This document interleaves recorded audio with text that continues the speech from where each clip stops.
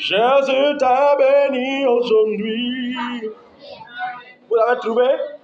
Jésus t'a béni aujourd'hui. Ok, je vais décoller. 2 Rois 2, verset 19. Les gens de la ville disent à Élisée, voici, le séjour de la ville est bon, comme le voit mon Seigneur, mais les eaux sont mauvaises, le pays est stérile.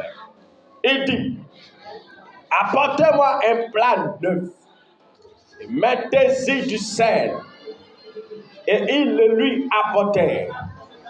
Il alla vers la source des eaux, et il y jeta du sel et dit, ainsi parle l'Éternel, j'assainis ces eaux, il n'en proviendra plus ni mort, ni stérilité.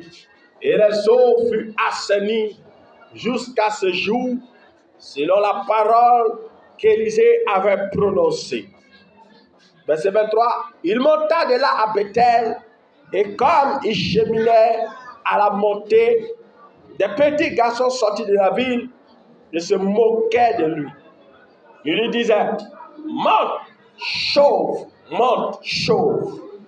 Il se retourna pour les regarder, et il les maudit au nom de l'Éternel. Alors 2 ours sortis de la forêt et déchiraient 42 de ses enfants.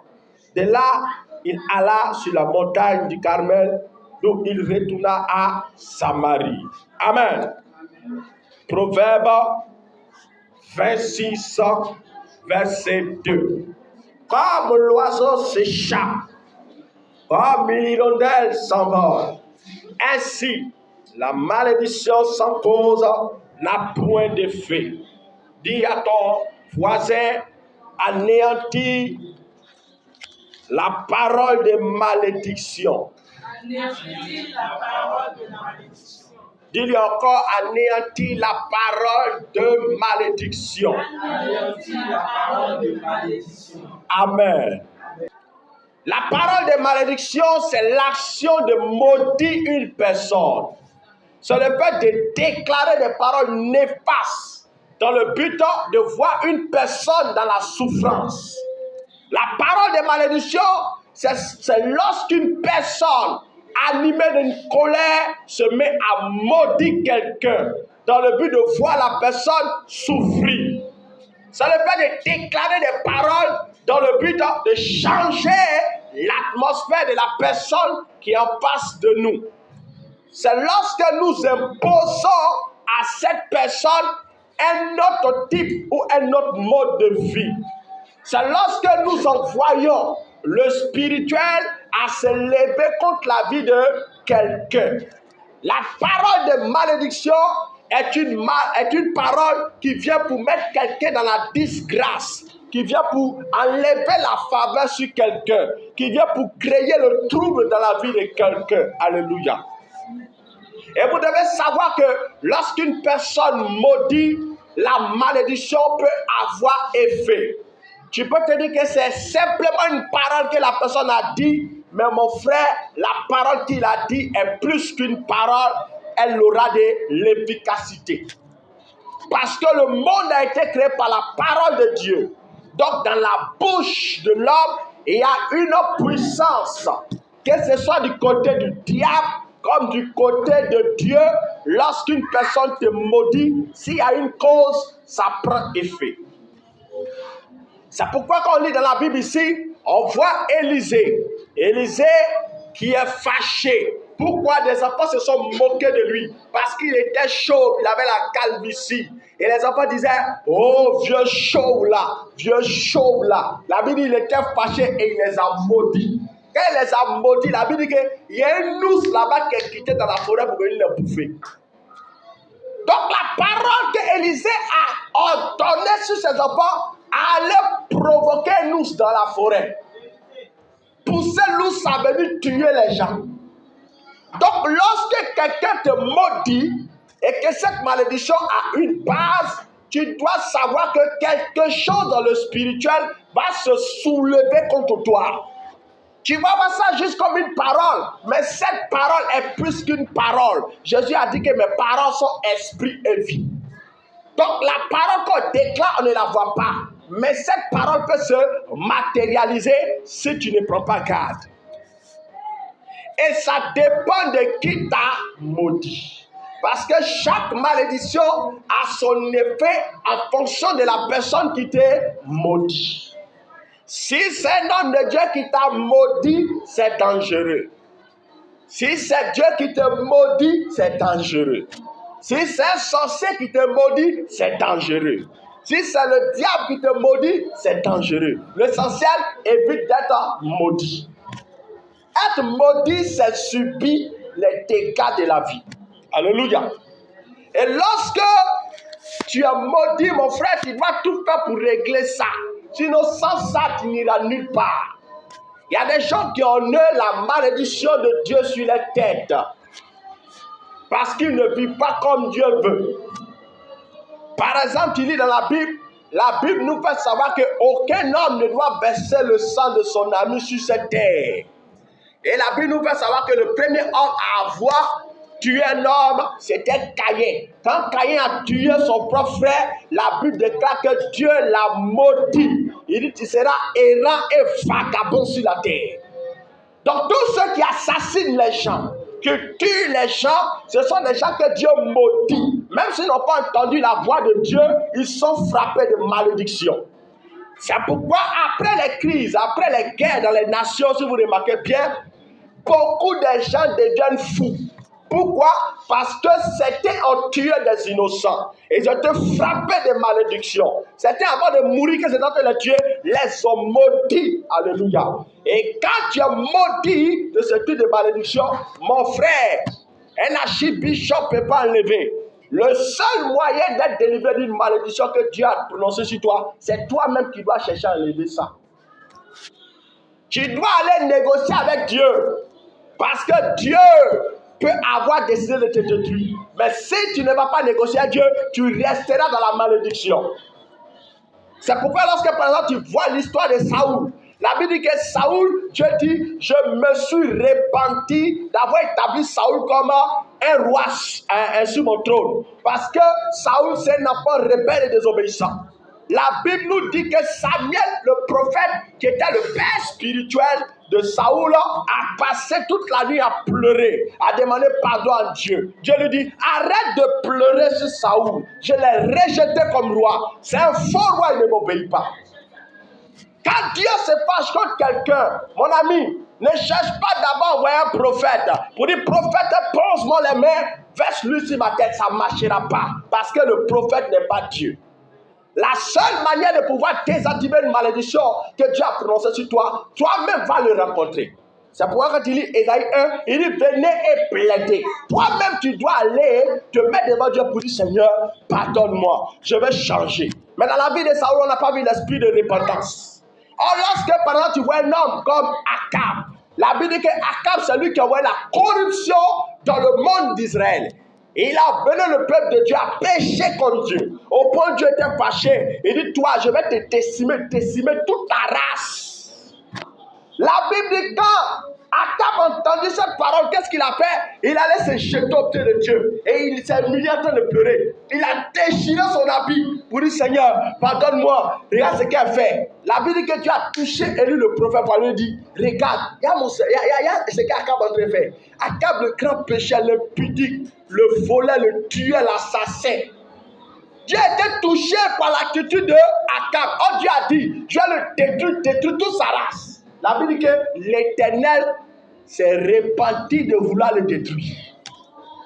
Quand tu pêches contre Dieu, ne cherche pas à courir après les hommes de Dieu pour que les hommes de Dieu voient dans ta vie ou pour qu'ils prient pour te bénir. Va régler ton problème d'abord avec Dieu. Parce que c'est Dieu qui est le créateur du ciel et de la terre. Quand le jeune prodige, le fils prodige, a péché, il dit, j'ai péché contre toi, Dieu, et j'ai péché contre mon Père. Il n'a pas péché seulement contre l'homme, mais il a péché contre Dieu. Donc il a cherché d'abord à régler son problème avec Dieu et ensuite aller régler avec l'homme.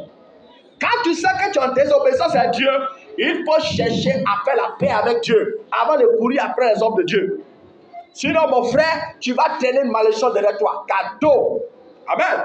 Donc, la malédiction dans la vie d'un homme dépend de celui qui l'a maudit. Amen. Par exemple, les païens, ils ont une malédiction en eux. Ça, c'est une parenthèse. Cette malédiction est la malédiction éternelle. Tout païen qui ne fait pas la paix avec Dieu en Jésus-Christ a une malédiction éternelle dans son âme. C'est-à-dire, le jour où il meurt, il sera condamné pour l'éternité. Je referme la parenthèse. Ça, c'est une autre forme de malédiction. Alléluia. Mais toute malédiction que tu reçois dépend de celui qui t'a maudit. On voit à l'église certaines personnes qui n'ont pas de bonne attitude, qui se comportent mal. Lorsqu'ils sont là dans la vie chrétienne, au lieu de venir chercher Dieu, ils commencent à mal se comporter, ils sont arrogants, ils sont orgueilleux, ils vont jusqu'à toucher à l'autorité, c'est-à-dire au pasteur établi. C'est là où on voit les enfants ici, qui se mettent à insulter la calvitie d'Élisée. Ils disent, oh, chauve là, on dit Élisée les a maudits. Même si tu acceptes Jésus-Christ comme ton Seigneur, ton Sauveur, il y a des choses dans la vie qu'il faut éviter. Évite d'avoir des problèmes avec les hommes de Dieu. Si l'homme de Dieu te maudit, tu seras maudit. Les gens vont dire quoi? C'est pas lui qui m'a mis au monde.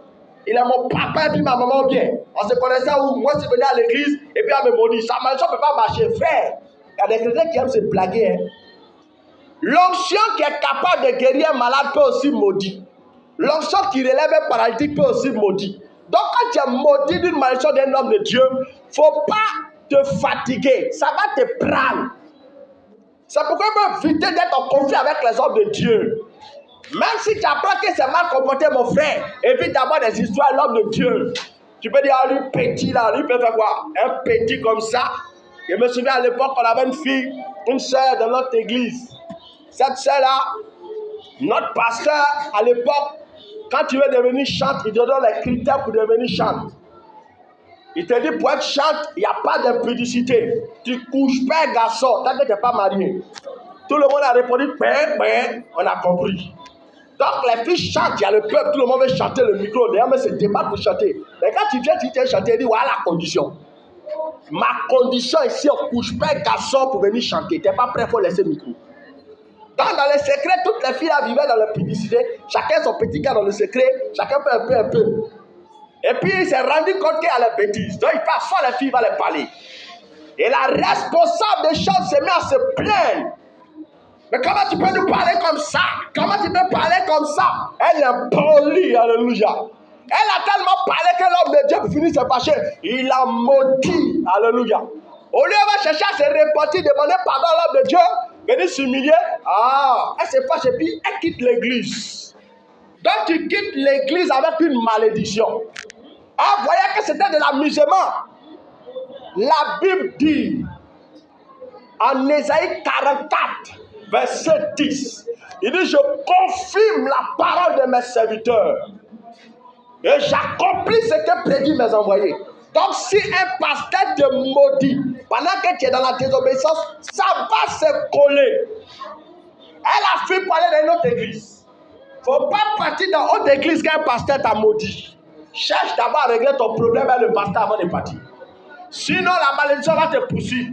Même si tu t'en vas voir le plus grand haut de la Côte d'Ivoire, même si on ressuscite Kakou Sévérin pour prier verser une ta tête, tu ne seras pas délivré. Pourquoi? Parce que nous prions tous le même Dieu Jésus. Donc Jésus a vu que tu étais un petit rebelle, le pasteur t'a maudit. Tu vas ailleurs, on prie pour toi, ça ne marche pas. Pourquoi? Tu es un petit rebelle. Si ton pasteur t'a maudit, ne va pas faire jeûne de 40 jours, 50 jours. Pour que Dieu te bénisse. Ça ne va pas marcher. Pourquoi? Tu es maudit, tu as une malédiction sur ta tête. Le seul moyen de pouvoir délivrer d'une malédiction sortie de la bouche d'un homme de Dieu, va vers l'homme de Dieu là. Va t'humilier devant lui. Va pleurer. Il ne faut pas aller jeûner 50 jours. Ça ne va pas marcher. Vous priez le même Dieu. Dieu a vu comment tu t'es comporté qui était mauvais. Donc, il a validé la malédiction. Tu sais pourquoi? Dieu honore les pères. Dieu ne sera jamais du côté d'un fils. Quand le fils est rebelle envers le père, jamais. Dieu va honorer son serviteur en accordant la malédiction. C'est pourquoi quand il lit Jean 20, Quand Jésus a été ressuscité, il est venu, il a dit aux disciples, recevez, c'est comme ça, il a soufflé sur eux. Recevez, puis il a ajouté pour dire, ceux à qui vous pardonnerez les péchés seront pardonnés. Et ceux à qui vous retiendrez les péchés seront quoi? Retenus. Évite d'avoir des problèmes avec les hommes de Dieu. Sois en paix avec eux tous. Ne dis pas comme moi, mon pasteur, c'est le pasteur Mohamed Sanogo. Lui là, c'est petit, il ne le connaît pas. Tu te comportes mal. Le petit te maudit. Pasteur Mohamed Sanogo ne peut pas enlever. Il ne pourra pas enlever. Tu sais pourquoi? Il revient toujours le même mot. Vous priez le même Dieu. La Bible dit, quand il lit Matthieu 23, verset 24. Matthieu 5, verset 23 à 24. Matthieu 5, verset 23 à 24. Si donc tu présentes ton offrande à l'autel et que là, tu te souviens que ton frère a quelque chose contre toi, laisse là ton offrande devant l'autel, va d'abord te réconcilier avec ton frère, puis reviens faire ton offrande. Quand tu as fait du mal à ton pasteur, que ton pasteur fâché qui t'a maudit à cause d'un mauvais comportement, la Bible dit, quand tu dois vouloir ton offrande là, laisse l'offrande là, va faire la paix. L'offrande c'est la prière, l'offrande c'est le jeûne, l'offrande c'est l'adoration. Il dit, il faut laisser tout ça là. Va voir ton pasteur, demande-lui pardon et au lieu de la malédiction, va te bénir. Tu sais pourquoi? Parce que quand tu lis Hébreu, écoutez bien Hébreu. Hébreu 13, verset 17. Obéissez à vos conducteurs. Ayez pour eux de la déférence, car ils veillent sur vos âmes, comme devant en rendre compte à Dieu. Qu'il en soit ainsi, afin qu'ils le fassent avec joie et non en agissant de la sorte, ce qui ne vous serait d'aucun avantage. Dieu est dans sa parole. Il dit que les hommes de Dieu là, ils veillent sur les âmes des brebis. Donc moi, ton pasteur, je veille sur ton âme. Petit monsieur là, oui, c'est Dieu qui a établi le petit monsieur là. La Bible dit, son rôle devant Dieu est de veiller sur ton âme. Et si toi, tu vas te comporter mal, que ton pasteur, lui, tombe vite dans la colère, qui maudit vite, tu es mort. Il va te maudire, ça sera collé. C'est pourquoi, ayez de la crainte pour les hommes de Dieu, aussi petits qu'ils soient, aussi simples qu'ils soient, respectez-les, honorez-les. Parce que de leur bouche, vous pouvez être bénis, comme de leur bouche, vous pouvez être maudits. Et on voit les enfants ici, ce sont des enfants. La Bible dit des enfants. Peut-être qu'ils avaient 8 ans, 9 ans, 10 ans. Ils se sont moqués d'Élisée. Élisée était fâché, il les a maudits. Dieu n'a pas dit comme ce sont les enfants, il a laissé, il les a tués. Parce que Dieu honore la parole de ses serviteurs. Donc apprenez à être en paix les hommes de Dieu. Si tu as un problème un homme de Dieu, il ne faut pas venir pour que moi te bénisse. Ça n'a pas marché. Va raconter le monsieur là. Demande-lui pardon. C'est pourquoi ne quittez jamais une église dans la rébellion. Quand tu quittes une église dans la rébellion, tu vas partir avec malédiction. Va en paix. Et quand tu vas en paix, Dieu te bénit. Amen.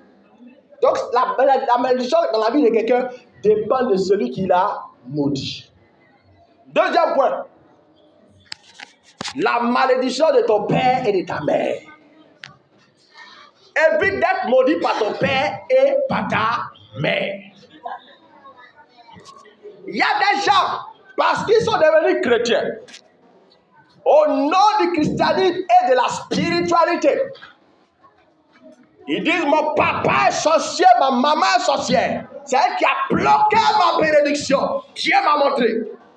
Et comme Dieu lui a montré que sa maman est sorcière, il commence à lui dire, toi maman là, toi papa là, je n'aime pas tes choses là, tu es une sorcière. C'est toi qui as bloqué ma bénédiction pour libérer ma bénédiction. Tu fais ça, elle te maudit, Dieu, il valide. Même si elle est sorcière, que tu es chrétien, rempli de cet esprit, tu te comportes comme ça, hein? Ta maman te maudit, Dieu accorde. Tu sais pourquoi? La Bible dit, Éphésiens 6, verset 2, honore ton père et ta mère. C'est le premier commandement avec une promesse. Si tu ne respectes pas ton papa, tu ne respectes pas ta maman, parce que tu penses qu'ils sont sorciers, sache qu'ils te maudit, ça colle. Faut pas te fatiguer pour aller voir le pasteur. Ah, ma mère sorcière m'a maudit. Ça ne peut pas prendre. Moi, mon père spirituel là, c'est Nashi Bishop. Lui qui a pris le ciel s'ouvre, la tête tremble. Va, il va te poser la main. Il va mettre usine ta tête. Il va mettre sel. Il va prendre la terre. Il va prendre le feu. Il va mettre tout sur toi. Ça n'a pas marché. Dieu honore les pères. Ton papa et ta maman. S'ils n'avaient pas existé, tu n'allais pas exister. La Bible dit que celui qui maudit son père et sa mère, sa lumière s'éteindra dans les ténèbres. C'est un proverbe. Ça, c'est Proverbe 20, verset 20. Celui qui maudit son père, il y a des enfants comme ça, maudit les papas, des rebelles. Surtout en Europe. Des enfants qui se permettent de parler à papa comme Dieu. Et papa, ça c'est quoi ça? Moi, je suis pas d'accord, moi. Ça, c'est quel comportement ça? Hein? Et des enfants qui disent ça à leurs parents. Pourquoi? Parce que le papa se saoule. Le papa prend trop méchant, trop fort. Papa, toi, viens t'asseoir et te parler. Il y a des choses à te dire. C'est quel comportement ça? Ça, c'est un comportement de manque de respect. Regarde quand même. Tu captes l'image de maman, c'est quoi ça? Hein, tu te saoules comme ça dans le quartier. Ça, c'est inadmissible, ça. Il parle à son papa comme c'est son ami. Pourquoi après son frère, il a pu le saouler? Hein? Ton papa te maudit dans le saoulé, tu es maudit dans le saoulé. Il te maudit pendant qu'il a saoulé, le saoulé aussi tombe sur toi. Ta vie sera maudite. Il y a des enfants comme ça. Ça, c'est quel comportement ça, papa? Hein? Tu te comprends de les enfants là? C'est quel caractère ça? Il parle à son papa, c'est son camarade. Ma soeur, mon frère, même si ton papa c'est le plus grand soulard de la terre, qui fait les comportements bizarres, évite de faire ça. La Bible dit que Noé a bu. Il était saoulé. Quand il a bu, mais il a oublié même de cacher sa nudité. Il s'est mis nu. Et puis un de ses enfants qui est rentré, quand il a vu là, la Marie. Le gars il a saoulé là-bas, bien les trop soyés. Il n'a pas porté caleçon, il a vu tout le toto. Il a dit ça à ses frères. La Bible dit qu'il s'est réveillé là. Personne ne lui avait dit, il a reçu ça de Dieu. Il a maudit. Il dit, tu seras l'esclave des esclaves de ton frère. Il a dit, parmi tous ses frères là, il ne sera pas esclave de ses frères, il sera esclave des esclaves que ses frères ont. Et il a été maudit comme ça. C'est ce qui se passe. Alléluia. Il faut éviter certaines choses quand tu es un enfant de Dieu. Il y a des gens qui c'est pourquoi beaucoup de personnes gênent beaucoup, rien n'arrive. Hein? Leur comportement avec leur papa. La Bible dit, tu maudis ton père et ta mère dans le Seigneur, ta lumière s'éteindra. Tu manques de respect à ton père et ta mère, ta gloire disparaîtra. Tes grâces vont partir. Même si tu étais animé de l'onction, rien ne marchera pour toi. Pourquoi? Tu es un enfant rebelle et désobéissant. Nos attitudes nous créent beaucoup de problèmes. Quand ton papa t'a maudit, il ne faut pas aller voir pasteur. Il ne faut pas aller voir Dieu. Il ne faut pas aller gêner. Même si tu demandes pardon à Dieu, va voir ton papa. Ton papa, c'est ton papa qui a problème. Ou peut-être ta maman, c'est pas Dieu. Tu vas, tu t'humilies devant Dieu et devant ton père. Tu mets, même si tu veux, même, tu peux payer complet de paille. Tu peux payer un téléphone. Tu peux payer chaussures. Tu peux payer habits. Tu peux avoir un sac de riz. En tout cas, va quelque chose. Demande pardon à ta mère. Humilie-toi, pleure. C'est pourquoi beaucoup de personnes, la vie sont bloquées. Hein? Pourquoi? Ne respecte pas les parents. Manquer de respect à ton père, c'est décider de finir avec ta propre vie. Le combat contre ton propre papa ne marchera jamais. Même si c'est le plus grand sorcier, Dieu t'a fait savoir que c'est le plus grand mystique de la famille. Dans la famille, il y a celui qui tue tout le monde. Il ne faut jamais t'engager dans ce combat-là, à être impoli. Je connais un jeune frère dans le Seigneur, serviteur de Dieu. Dans sa marche avec le Seigneur, il était quelque part là-bas jusqu'à Dieu a commencé à lui révéler les choses. Et Dieu l'a fait savoir que même sa propre maman est sorcière, une puissante dans la sorcellerie. Et il était rentré en famille. Il était auprès de sa maman pendant un temps. Et puis sa maman se comportait mal. Elle faisait des choses pour le pousser à la colère.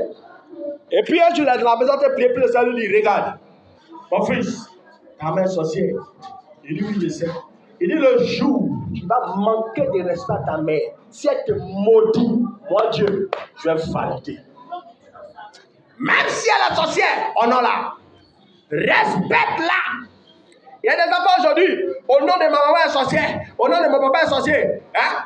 Ton papa t'a mis au monde, il t'a lavé jusqu'à aujourd'hui. Petit argent tu as, tu ne peux pas donner aussi à ton papa, mais ta main, tu le laisses ou mettre la lettre à la fin. Tu seras maudit. Tu seras maudit. La Bible, c'est la Bible qui dit, il dit, ce que j'ai, qu'il doit donner à Dieu et à mon papa là, c'est ça qu'il doit donner à Dieu comme offrande. Non, non, non, on ne fait pas ça. Il y a une offrande de Dieu à part. Il y a une offrande pour tes parents. Tu dois respecter tes parents, tu dois les nourrir, tu dois les donner de quoi manger. Même s'ils sont sortis, lave les habits. Faut laver les habits de ta mère, lave les habits de ta maman. Prépare pour elle, fais-la manger. D'autres vont dire, non, non, non, non, non, non, jamais.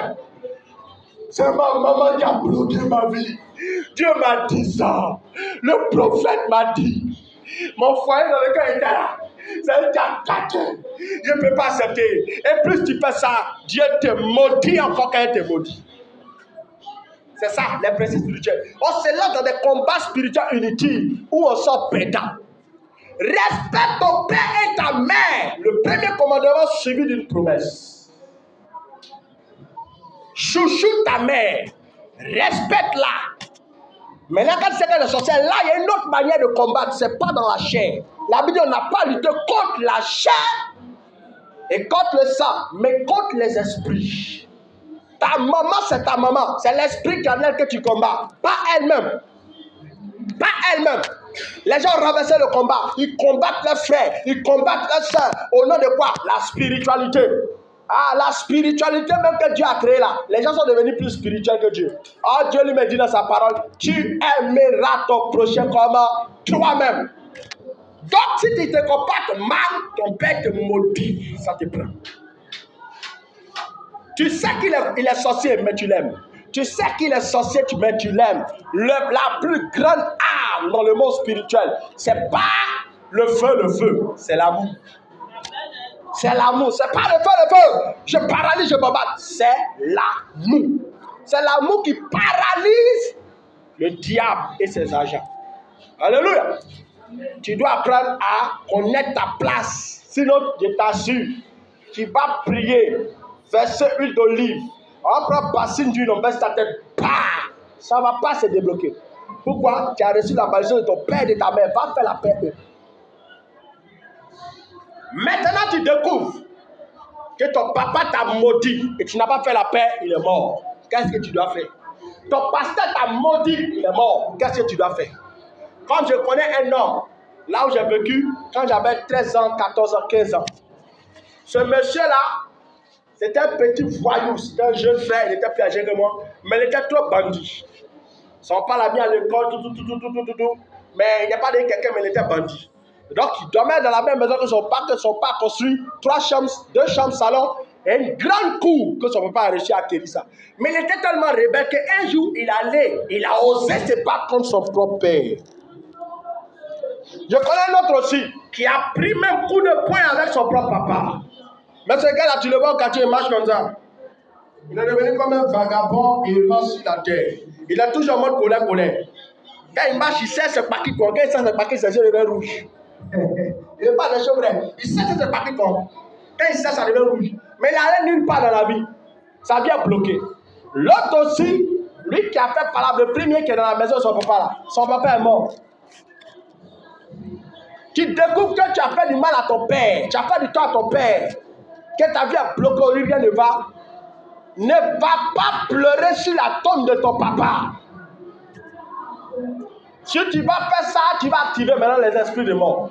Il y a des gens qui vont partir offrande. Comme il a entendu le message, il a touché, il allait demander pardon à mon papa qui est dans la tombe. Oh, mon papa, et puis prend offrande. Il se passe du riz. Papa, il te demande pardon. Papa, il est dans la tombe, il te demande pardon parce qu'il y a un péché. On ne fait pas ça. C'est un péché. Tu pêches maintenant contre Dieu. Et tu donnes aux esprits de mort d'avoir accès à ta vie. Si ton père ou ta mère est morte, que tu sais que la personne t'a maudit, qui t'est mal comporté, ne fais pas ça. Tu vas aller tisser une alliance avec les démons de mort. La chose maintenant à faire, c'est de te tourner vers le grand-père. Le grand-père, c'est qui? Dieu. C'est là maintenant que tu dois croiser Dieu. Seigneur, mon père m'a maudit. Je me suis mal comporté, je viens pour me repentir, demande pardon. Et c'est pendant que tu es en train de prier là, Dieu maintenant peut-être va t'inspirer. Voici ce que tu dois faire pour que le malheur soit ôté.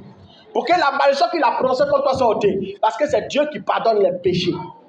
Donc Dieu va te révéler comment faire. Maintenant, si c'est un homme de Dieu qui t'a maudit, qui est mort, parce que s'il est mort, il est parti à la malédiction aussi, hein, c'est sur ta tête. Donc, qu'est-ce que tu fais la même chose. Tu vas croiser Dieu. Tu pries, tu jeûnes. Seigneur, j'ai péché. L'homme de Dieu qui est mort là, il m'a maudit. Il n'a pas fait la paix. Aujourd'hui, je regrette. Dieu va te dire ce que tu as fait. Peut-être que Dieu va te dire, va croiser un autre homme de Dieu. Il va te dire peut-être, va croiser un autre homme de Dieu. Et tu iras avec une offrande. L'homme de Dieu qui va te bénir, tu seras béni. C'est comme ça on fait. On ne va pas pleurer sur le tombe de l'homme de Dieu. On va pleurer devant Dieu. Et Dieu maintenant nous oriente. Peut-être qu'il va te dire, il faut jeûner. Peut-être qu'il va te dire, va faire une offrande. Peut-être qu'il va te dire, regarde ton oncle là, qui est dans la famille là. Va le voir, fais-lui une offrande. Demande-lui pardon au nom de ton Père. Alléluia. C'est Dieu maintenant qui a t'orienté. Mais néanmoins, ne va pas pleurer sur la tombe de ton père ou de ta mère ou du prophète. Si tu fais ça, tu pêches, tu donnes accès aux esprits de mort agir dans ta vie. Amen. Je pense que les bases sont posées. Hein? Maintenant, il y a une autre type de malédiction. Ça, c'est la malédiction venant des sorciers et des démons. Ce type de malédiction, mon frère, tu ne vas pas aller demander pardon aux sorciers. Parce que tu n'as rien fait. Si tu n'as rien fait, tu es à l'église, tu vis ta vie chrétienne, ça ne vaut pas la peine d'aller demander pardon aux sorciers. D'ailleurs, tu n'as rien fait. C'est quoi un sorcier? Un sorcier, c'est celui qui te cherche quoi? Du mal. Quand il lit Ésaïe 5, verset 20, il dit, malheur à ceux qui appellent le mal bien, et le bien mal, qui changent les ténèbres en lumière et la lumière en ténèbres. Écoute-moi bien. Le sorcier, quand il te maudit, tu ne dois pas lui demander pardon. Il ne parle pas de ton père, de ta mère. Quand tu découvres un esprit, Dieu te parle que telle personne t'a maudit, ne va pas demander pardon. Là, maintenant, on est dans la guerre de l'esprit. Un sorcier, voici ce qu'il fait. Tu prends l'argent, tu donnes à un sorcier. Pour lui dire, ah, comme je vois ta situation, tu souffres. Vraiment, il va te dire, voilà, 50 000, il faut te débrouiller. Le sorcier en esprit lui-même a dit, ça là me prend pour une misérable, quoi. Donc, moi, parce que moi, ici, à moi, je ne mange pas. Elle va voir ce qu'elle lui montre. Maintenant, quand tu ne lui donnes pas l'argent, le même sorcier là va dire encore, donc attends, dans la cour ici, là, c'est à moi, ça ne donne pas l'argent. Elle est trop méchante. Elle va voir ce qu'elle lui fait. Le sorcier, c'est quelqu'un qui te cherche querelle. Malgré que tu n'as rien fait. Tu viens le voir, tu lui donnes des habits. Hé, ma soeur, il y a des belles robes là. Vraiment, c'est joli. Il faut prendre les robes là. Pendant qu'elle prend les robes, elle dit, attends, c'est là parce que moi, je ne sais pas m'habiller. Elle a foutaise. Et elle va voir ce qu'elle lui montre. Quand tu lui donnes pas sur les habits là, elle dit, c'est là, elle est méchante. Elle donne cadeau à tout le monde, elle ne me donne pas. Le sorcier s'en fout. Il cherche à te faire du mal. Que tu lui fasses du bien. Que tu lui fasses pas du bien. Lui, il te cherche querelle. Donc, une telle personne qui te maudit en esprit, tu ne dois pas aller dire, non, pardonne-moi. Non, là, on est dans le combat spirituel maintenant. Quand il te maudit, tu le maudis. Quand il te maudit, tu le maudis. Parce que derrière chaque parole est accompagnée d'un esprit. La Bible dit que lorsque David est en train de combattre contre Goliath, on dit Goliath se mit à maudire David par ses dieux. Et David aussi a commencé à parler contre Goliath par l'Éternel. Donc, quand quelqu'un est sorcier, quand quelqu'un est féticheur, quand quelqu'un est marabout, quand quelqu'un pratique les œuvres mystiques, qui te maudit, tu n'as pas à aller pleurer devant lui pour t'agenouiller. Vous êtes dans une guerre, tu le maudis aussi, parole contre parole. Autorité contre autorité, esprit contre esprit. Alléluia. C'est là maintenant qu'on parle de confrontation spirituelle. Tu dois savoir que chaque parole qui sort de la bouche de quelqu'un, à ton endroit dans le but de te maudire, est une sémence. Car la parole est une sémence. Il peut s'aimer dans ta vie le dessèchement par une parole. Donc tu dois déraciner la parole par la parole. La Bible dit en Matthieu 15, verset 13. Toute plante que mon Père n'a pas plantée sera déracinée. Matthieu 15, verset 13. Toute plante que mon Père n'a pas plantée sera déracinée. Donc, quand sorcier a été planté dans ta vie la souffrance, les problèmes, mon frère, la Bible dit, cette plante-là ne vient pas de Dieu, donc tu dois la déraciner. Certaines personnes qui maudissent les gens là, ils ne plantent pas seulement la parole, ils font aussi des cérémonies. Et dans le secret, qu'est-ce qu'il faut? Tu vois la personne peut-être dans sa maison en train de faire la sorcellerie, il se met nu et il commence à parler sur toi, il commence à se maudire par la nudité. Frère, quand tu vois ça, toi aussi combat dans la prière. C'est pourquoi tu devez remarquer dans bien vos rêves. Si vous remarquez bien dans vos rêves, souvent vous voyez des gens, vous voyez rien comme ça, vous montrent la nudité. Qui a déjà fait rêve comme ça? Tu vois quelqu'un se met nu devant toi, donc même c'est la partie intime qui te présente. Vous ne voyez pas où? Vous ne priez pas bien, c'est pourquoi vous ne voyez pas les gens comme ça. Quelqu'un que tu ne causes même pas bien lui, il peut apparaître dans ta chambre comme ça. Et puis il vient comme ça, il tourne son derrière. Pousser une malédiction. C'est une cérémonie diabolique. Il y a même ça dans notre église. Cette fille était chante. Une chante qui chante très bien, mais une sorcière. J'étais dans un jeûne de 40 jours. Pendant mon jeûne de 40 jours, elle va apparaître dans ma maison. Et puis elle apparaît là. Excusez-moi pour le mot, mais c'est ce qu'elle a vu. En train de me maudire. Alléluia. Quand c'est comme ça, tu dois combattre. Prie pour détruire. Ne va pas demander pardon. Ne va pas demander pardon. Comment ça maudit ça? Parce que c'est une malédiction sur les jetés sur toi comme ça.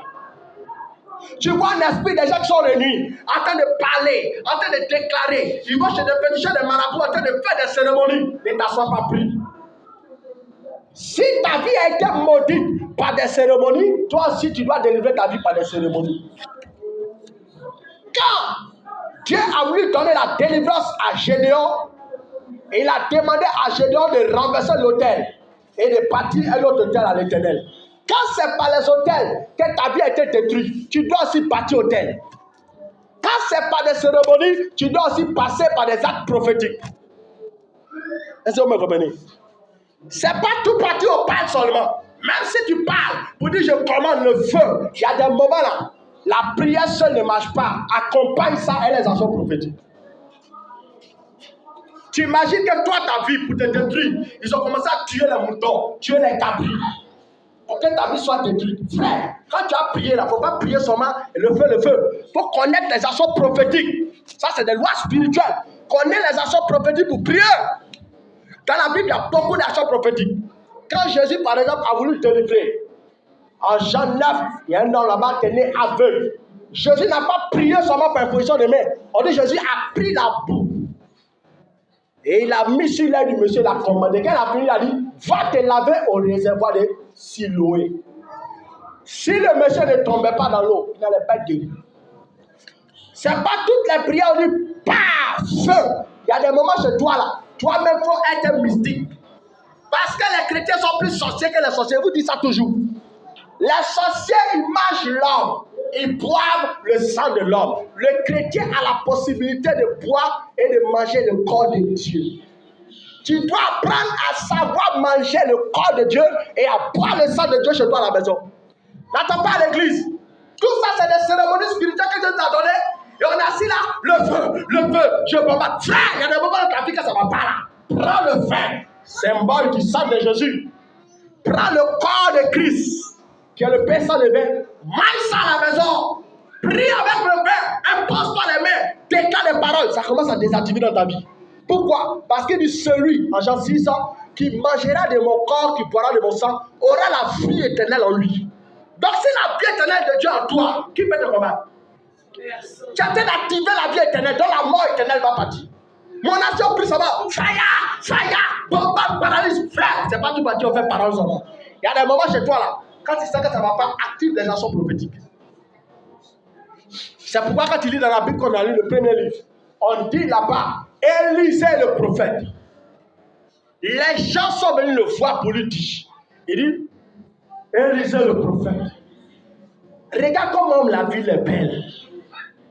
Mais cette ville-là ne produit rien. Tout ce qu'on plante ne pousse pas. C'est une terre maudite. La terre stérile, elle ne produit rien. La Bible dit qu'Élisée n'est pas le dit. L'eau soit changée et que la terre produise. Non. On dit, il a dit, prenez un plat neuf, envoyez-moi et mettez-y du sel. Et il a pris le sel, il a parlé sur le sel, il l'a jeté dans l'eau. La Bible dit que l'eau a été assainie et tout le pays a été assaini. Si dans ta vie on t'a maudit avec des actions prophétiques, il faut activer les actions prophétiques aussi. Sinon, tu vas tourner en rond. C'est des choses que Dieu a créées, c'est dans la Bible. Pourquoi souvent Jésus crache peur et puis prend, fait bâtiment dans l'œil des gens? C'est un sorcier, non? Ah oui, c'est comme du mysticisme. Mais je vous dis toujours, le mysticisme là, ça a été créé en Jésus d'abord. D'où Satan dit cette science. Et puis les féticheurs font. Ils font des incantations, des imprécations, ils font des choses pour l'impressionner. Ça c'est Dieu. Satan a existé auprès de Dieu avant de devenir Satan. Il a tout appris de Dieu. Et comme il a appris de Dieu, il sait que les actions prophétiques parlent. Et il montre ça à ses serviteurs, les sorciers, et puis les féticheurs. Maintenant, nous, on regarde, ils sont mystiques. Frère, tu es plus mystique qu'eux. C'est toi qui ne connais pas ta place. La plus grande science, c'est en Dieu. Le plus grand savant, c'est Dieu. Maintenant, on est assis là. Comme on ne connaît pas, on se regarde. Frère, dans ma vie, j'ai posé beaucoup d'actions prophétiques. Hein. Beaucoup de gens ont les actions prophétiques, surtout le sel. Aujourd'hui, on va prier avec le sel. La Bible dit qu'il a pris le sel, la personne dans l'eau. L'eau a été assainie. Quand dans ta vie, tu sens que ça ne va pas, prends souvent peut-être même le sel, prie avec. C'est spirituel. C'est dans la Bible. La Bible dit en Matthieu 5, si le sel perd sa saveur, si le sel perd sa saveur, il dit vous êtes le sel du monde. Si le sel perd sa saveur, il ne sert plus à rien, il est foulé aux pieds. Quand spirituellement tu perds ta saveur, la Bible dit que tu seras foulé par les problèmes, foulé par les gens. Ta vie serait une chaîne. Souvent tu as besoin de réactiver ces choses en toi par les actions prophétiques. Le sel ne vient pas pour te donner une onction ou bien une grâce, mais le sel vient faire sortir ce qui est déjà en toi. Il y a des choses que Dieu a déposées en toi qui sont là, qui n'arrivent pas à se manifester. Quand tu utilises le sel, Dieu fait sortir ça. C'est spirituel. Il n'y a rien baissé. Lévitique 2, verset 13. Il faut que ce soit biblique. Pas vraiment dire il prêche quoi même. En train de nous envoyer dans le mysticisme maintenant. Lévitique 2, verset 13. La Bible dit, tu mettras du sel sur toutes tes offrandes. Tu ne laisseras point d'offrande manquer de sel. Signe de l'alliance de ton Dieu sur toutes tes offrandes. Donc le sel est une alliance entre le chrétien et Dieu. Le sel est une alliance entre le chrétien et Dieu. C'est la Bible qui dit, c'est pas moi. Il n'est pas inventé. Lévitique 2, verset 13. Il dit, toutes les fois que tu fais l'offrande là, mets le sel dessus. L'offrande peut être la prière, l'offrande peut être le jeûne, l'offrande peut être l'adoration. Donc il y a des moments dans ta vie là, quand tu pries, prends sel, prie ça. Impose-toi les mains et prie. C'est des choses spirituelles. La Bible dit que David, dans un de ses livres, 2 Samuel 8, verset 13. 2 Samuel 8, verset 13, la Bible dit là-bas que David allait au combat. Et quand il allait au combat, là où il envoyait les gens, là, on appelle ça la vallée du sel. C'est dans la vallée du sel qu'il a envoyé les gens pour aller au combat. Il les a tous tués. Quand tu commences à activer le sel dans ta vie, le sel devient la mort pour tes ennemis et pour toi, ça devient une victoire. Tu dois prendre la prière, ça chez toi à la maison. C'est ça. On est là, pris, ça va le faire. Non. À des moments là, tu prends le sel, tu déclares. Toi, ta vie peut être un hôtel. Les gens ont mis de ta vie sur les hôtels. Ils ont fait des sacrifices de moutons. Frère, tu n'as pas prié seulement le feu. Il y a des moments où il faut poser des actions prophétiques chez toi. Tu prends le sel, tu parles. Seigneur, que ma gloire qui est cachée sorte. Que tout ce qui a été fait sur ma vie soit effacé. Parce que la Bible dit que l'eau a été assainie. Donc, le sel vient pour assainir ta vie de mauvaises paroles. Parce que le pays était mort et tout était stérile. Il a pris le sel, l'a mis. Quand tu sens dans ta vie qu'il y a la stérilité dans tes affaires, la stérilité dans tes projets, la stérilité dans ton foyer, rien ne va, il faut te frotter avec le sel.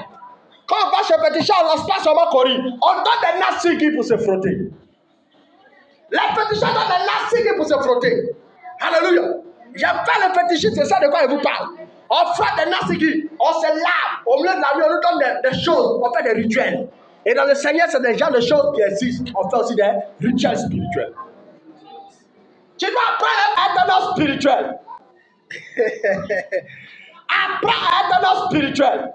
À connaître les codes spirituels. Ce sont les codes spirituels. Quand tu prépares manger, il faut mettre l'eau, crabe, viande de porc, tout. Quand il n'y a pas celle-là, c'est que vous, c'est fade. Mais quand tu mets le sel, ça fait ressortir le goût. Quand tu mets, tu dis waouh, c'est tout. C'est comme ça, c'est pas dans ta vie. Quand tu commences à prier beaucoup à le sel, c'est qui en toi sort. La gloire en toi sort. La clarté sort. Parce que spirituellement, il y a des gens, ils ont jeté de mauvaises odeurs sur eux. Et tu vas, tu déposes des choses, te chasse. Tu veux te marier, on te chasse. Le gars te dit, mais elle est jolie, mais c'est la création de son corps. C'est la création qui ne va pas en elle. Alléluia, fraya. Tu dois prier le sel.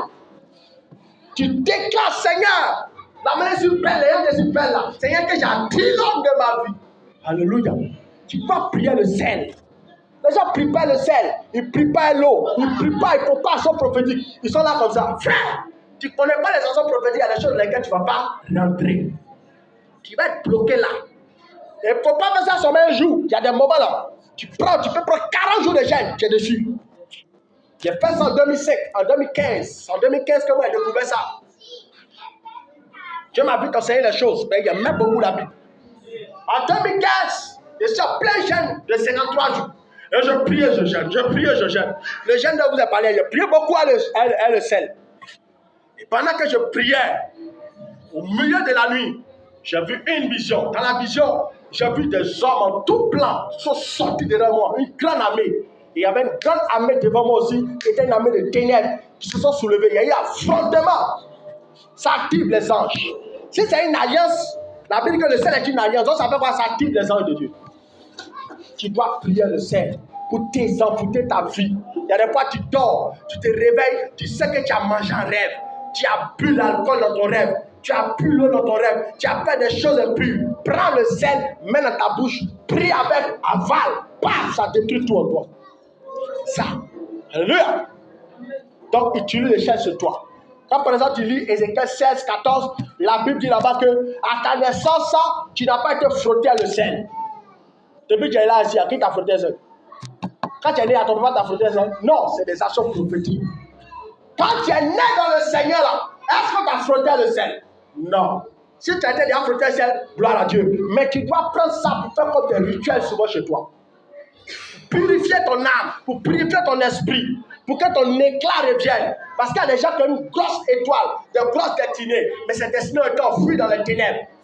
Quand tu commences à faire ça, tu te montrer à Dieu que tu es en alliance avec Dieu. Et les démons voient cette alliance, tu se retires. C'est ça. Et nous, on ne connaît pas, on prie seulement. Alléluia. Donc tu dois prier.